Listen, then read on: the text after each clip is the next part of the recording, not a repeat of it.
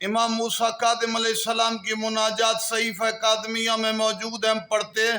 مولا زندان میں دعا کرتے تھے، بڑے ظلم ہوئے مولا پہ، مولا کہتے تھے یا منجی یا یوسف من غیابت الجب، اللہ سے مانگتے تھے یا مخرج یونس من بطن الحوت خلصنی من قعر السجون، اے یوسف کو کنویں سے نکالنے والا اللہ، اے یونس کو مچھلی کے شکم سے نکالنے والا، مجھے سندھی کے زندان سے بچا، ہارون کے شکنجے سے بچا۔ یہاں تک لفظ موجود ہے۔ میرے مولا امام موسیٰ کاظم نے دکھ برداشت کیے، مولا پہ انتہائی اسیری گزر گئی، زندان میں جوانی و پیری گزر گئی، 14 سال قید، دین کے لیے کام کیا۔